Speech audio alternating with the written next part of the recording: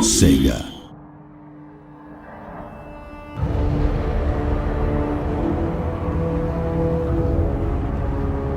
Hello, good evening, and welcome to the latest Total War Warhammer campaign walkthrough video.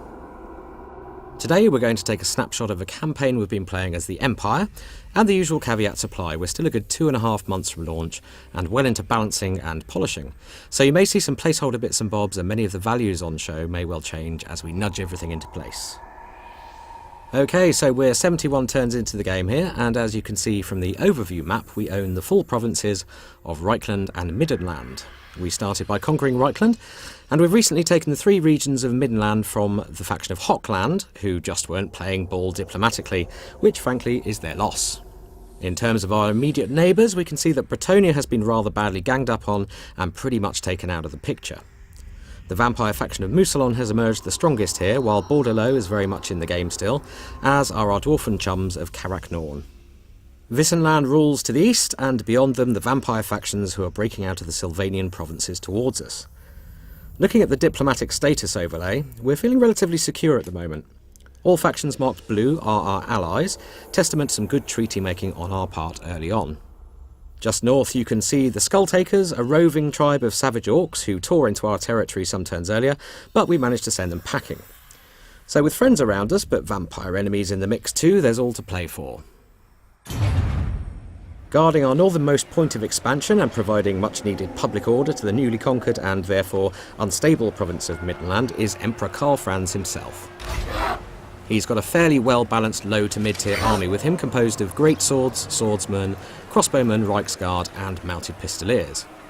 Karl himself is currently equipped with the Sword of Swift Slaying, a charmed shield and an obsidian lodestone, which offers him some magic resistance on the battlefield.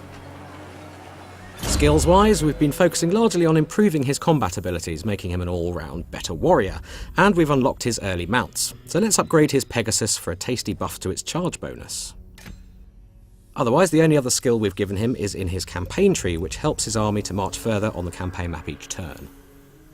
We've yet to tackle his quest chains and earn his epic gear, but we'll definitely be making time for those soon, as the buffs on them, as you can see, are pretty major. Now, each race has its own set of campaign mechanics, and something that's unique to the Empire is its offices, which we can see here on the officers panel. Lords and Legendary Lords are the only character types who can be assigned to these roles, and the only character who can be promoted to the office of Emperor is, of course, Karl Franz, for fairly obvious reasons. Other lords can be assigned when they reach the level requirements as well, so let's assign Felix von Rauken to the office of Treasurer. Now this is going to boost trade income faction-wide for us, and any infrastructure income in any friendly region he's inhabiting. There's a number of other panels we can check up here, but we're going to look at the Forces tab and find Felix in our list of characters. So there he is, and we can see his new title has been added to his name. In fact, let's rename him to something a little more befitting his new station in life. Yes, I think that should do it. You can rename all your characters except your Legendary Lords, of course. Okay, let's head back over towards Altdorf, and we're going to have a look at the Empire Tech Tree in a bit more detail. So techs in the Empire Tech Tree are unlocked as you build specific buildings. So once you've built a rally field, for example, it offers buffs to our core infantry, as does the barracks. The blacksmith improves weapon and armour upgrades of various units, so let's go ahead and crack on with researching improved light cav armour. Now, Altdorf is your starting city as the Empire and the provincial capital, but it's the only city that you do start with. And to be honest, your first turns are probably going to be spent building up your forces and looking to expand and capture the entirety of Reichland. I think we had all these settlements under control by around turn 20, and much of our focus since then has been on improving our infrastructure to unlock better units and boost our income.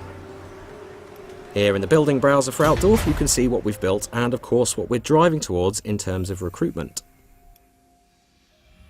Income is derived from our capital city, various cash generating buildings in outer settlements, plus any exploitable resources in the region.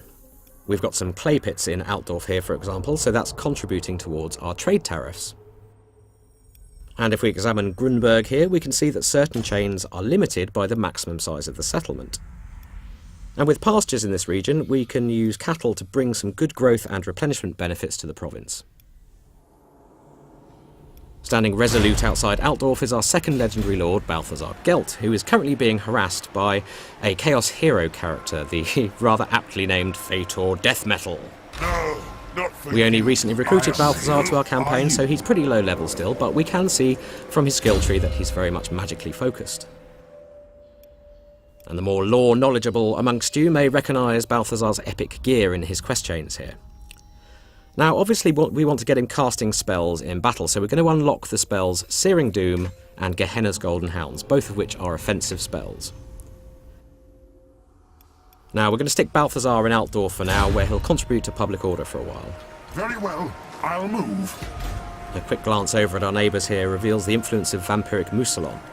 Corruption is spreading and twisting the foliage into something more vamp-friendly. Now, as we saw on the overview map, we have some vamps to our east too. And in fact, our mid-term game plan here is to keep our local loyalty solid, so we have some friends to call on if things start getting a bit too bitey on the borders. One last stop on our brief tour then, and we're going to head northeast, where we have one of our Empire Captain heroes on an exploratory mission towards the Chaos Wastes. Now? Rupert Sunscryer here is making good progress into uncharted lands, and he really isn't that far from the Chaos Wastes now. And the mere presence of chaos is starting to twist the land as well, and just north of Rupert here we can see just how that's happening. Black rocks are rising from the stony earth, lava flows are opening up, and arcane artefacts are beginning to appear. Add in the bitter weather up this way, which only gets worse the further north you go, and you're looking at a pretty inhospitable and attritional landscape. Okay, that's all for now. We hope you've enjoyed this gameplay snapshot, and do keep tabs on our social media channels for more campaign and battle videos coming your way very soon.